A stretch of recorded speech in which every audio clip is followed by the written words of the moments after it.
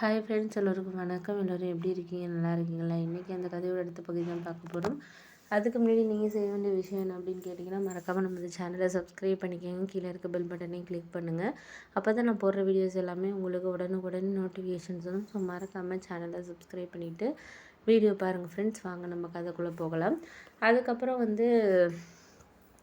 நான் அப்பா சொன்னது மாதிரியே நாங்கள் அவங்கக்கிட்ட கிட்டத்தட்ட ஒரு 50 லட்ச ரூபா பணமாக கேட்டோம் அந்த இடத்துக்கு.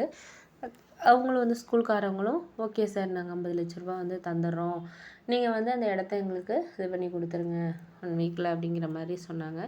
சரின்னு ஓகேன்னு அப்பாவும் எல்லாத்துக்கும் ப்ராசஸ்க்கெல்லாம் இது பண்ண கொடுத்துட்டு, ஏன்னா நாங்கள் வீடு வாங்கணுன்னா ஒரு 10 லட்ச ரூபானாச்சும் உங்கள்கிட்ட அட்வான்ஸ் கொடுக்கணும் அப்படிங்கிற மாதிரி கான்ட்ராக்ட்டு. 1 மாதத்தில் வீடு கொடுத்துருவோம், ஆனால் 10 லட்ச ரூபா நீங்கள் எனக்கு கொடுக்கணும் அப்படிங்கிறது மாதிரி சொன்னாங்க.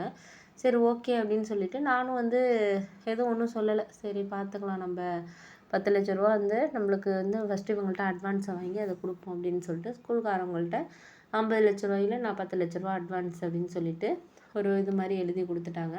1 வீக்கில் இடம் முடிஞ்சதுக்கப்புறம் மீதி 40 லட்ச ரூபா பணம் கொடுக்குற மாதிரி அவங்க ஒரு கான்ட்ராக்ட் மாதிரி எழுதி எங்களுக்கு கொடுத்துருந்தாங்க. சரி ஓகே அப்படின்னு சொல்லிட்டு அதுக்கப்புறம் நான் சரி அப்படின்னு சொல்லிட்டு அதுக்கப்புறம் என்னாச்சுன்னு பார்த்தீங்கன்னா, கொஞ்சம் ஒரு 2-3 நாள் கழித்து அவங்களும் பணம் கொடுத்துட்டு ஊர்லேருந்து அப்பா வாங்கிட்டு வேறு எங்கள் ஃப்ரெண்டோட அப்பா கிட்ட கான்ட்ராக்ட்டையும் 10 லட்ச ரூபா கொடுத்து நாங்கள் 1 மாதத்துல எங்களுக்கு வீடு முடிச்சு கொடுக்குறேன்னு சொல்லி அவரும் இது பண்ணி கொடுத்தாரு. அதுக்கப்புறம் அழைச்சிட்டு போய் அங்கே வீடு கட்டிக்கிட்டு இருக்க இடத்தையெல்லாம் காமிச்சார். ஓரளவு எனக்கு ஆஃபீஸ்லேருந்து தம்பி ஆஃபீஸ்லேருந்து கொஞ்சம் கிட்டக்க வரும். ஆனால் எனக்கு ஆஃபீஸ் வரத்துக்கு ஒரு 5 கிலோமீட்டர் வரைக்கும் வரும். இருந்தாலும் பைக்கில் பஸ்லலாம் போனோன்னா ஒரு 1/2 hour ஆகும் ட்ராவலு. பரவாயில்ல, நம்ம இப்போ இருக்கிற வீட்டில் இருந்தும் 1/2 hour ட்ராவல் தான் அப்படிங்கிற மாதிரி தான் இருந்துச்சு.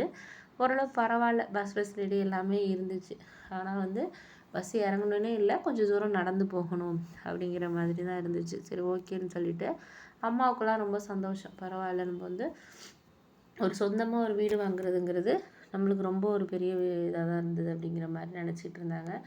அதுக்கப்புறம் என் அண்ணனோட மாமனார் வீட்டுக்கும் சொல்லியாச்சு, இது மாதிரி வீடு வாங்குறதுக்கெலாம் அட்வான்ஸ் பே பண்ணிட்டோன்னு 1 மாதத்தில் நாங்கள் வீடு எல்லாம் ஒப்படைச்சிருவாங்க அப்படிங்கிற மாதிரி சொன்னோன்னே அவங்களுக்கும் சந்தோஷமாக இருந்துச்சு. ஏன்னா அவங்க நம்மள்ட்ட கேட்டுக்கிட்டது வீடு சொந்த வீடு வரணும். ஏன் அப்படின்னா, ஒரு பொண்ணு எடுக்கிறாங்க, இல்லை ஏதாச்சும் ஒரு நிச்சயம், இல்லை மாப்பிள்ளை வீட்டிலேருந்து பொண்ணு வீட்டுக்கு போகிறதோ, இல்லை பொண்ணு வீட்டுக்கு சொந்தக்காரங்க வர்றப்ப சொந்த வீடாக என்னென்னு கேட்பாங்க அப்படிங்கிறதுனால அவங்களுக்கு அந்த ஒரு எண்ணம் இருந்துச்சு. ஏன்னா அவங்க கொஞ்சம் வசதியாக இருந்ததுனால அவங்க கேட்டுக்கிட்டது வீடு மட்டும்தான்.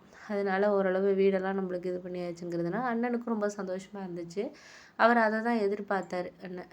அதுக்கப்புறம் ஒரு 2-3 வீக்ஸுக்கு அப்புறம் ஸ்கூல்லேருந்து எங்களுக்கு ஃபுல் பணமும் கொடுத்துட்டாங்க. அப்பா ஆனால் அக்கௌண்ட்டில் போட்டு வச்சுட்டாரு. ஏன் அப்படின்னா, அப்போதைக்கு நம்ம வீட்டுக்கு இன்னும் எவ்வளோ கேட்குறாங்களோ அதை நம்ம இது பண்ணிவிட்டு இது பண்ணலாம் அப்படின்னு சொல்லிட்டு பண்ணி வச்சுட்டாரு. அதுக்கப்புறம் என்னென்னாச்சுன்னா, அதுக்கப்புறம் ஒரு மாதம் கழிச்சது வீடு எங்களுக்கு இன்னும் ஒரு 27 லட்ச ரூபா மட்டும் கொடுங்க அப்படிங்கிற மாதிரி அவர் முன்னாடியே சொன்ன மாதிரி 37 லட்ச ரூபா தான் 2 வீடு, ஒரு ரூம் வச்ச வீடு தான் அப்படிங்கிறது மாதிரி. மேலே தான் ஒரே மாடியாக வரும் 2 பேருக்கும் அப்படிங்கிற மாதிரி சொல்லியிருந்தாங்க.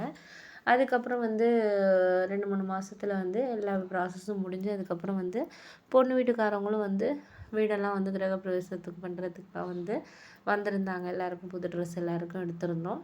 எப்படி ஒரு கல்யாணம் பண்ணால் எல்லாருக்கும் இது பண்ணுவாங்களோ, அதனால் எங்கள் வீட்டில் எல்லாருக்குமே அந்த பொண்ணு நம்ம வீட்டில் கல்யாணம் ஆனால் தான் நம்ம வீட்டு பொண்ணு அப்படிலாம் கிடையாதுன்னு சொல்லிட்டு அம்மா அப்பா 2 பேருமே எனக்கு 2 பேருமே பசங்கங்கிறதுனால அவங்க பொண்ணு ஒரு மருமக வரங்கிறதுனால அவங்கள அம்மா பொண்ணு மாதிரி தான் பார்த்தாங்க. அதனால் அவங்களுக்கு புடவை எல்லாமே ஓரளவு நல்லா எடுத்து கொடுத்தாங்க.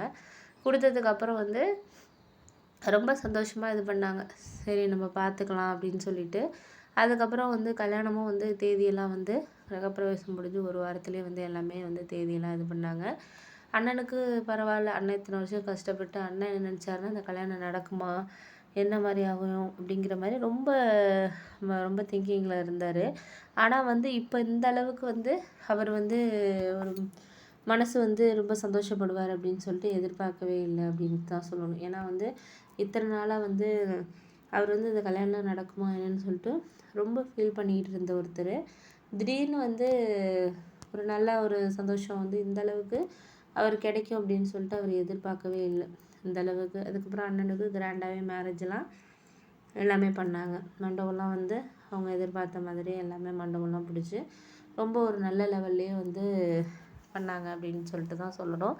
அதுக்கப்புறம் என்ன ஆச்சுன்னு பார்த்தீங்கன்னா, அடுத்த வர பகுதியில் உங்களுக்கு அடுத்தது என்ன நடந்துச்சு அப்படின்னு சொல்லிட்டு நான் அடுத்த ஒரு பகுதியில் உங்ககிட்ட சொல்கிறேன். இந்த வீடியோ பிடிச்சிருந்தா லைக் பண்ணுங்கள், ஷேர் பண்ணுங்கள்.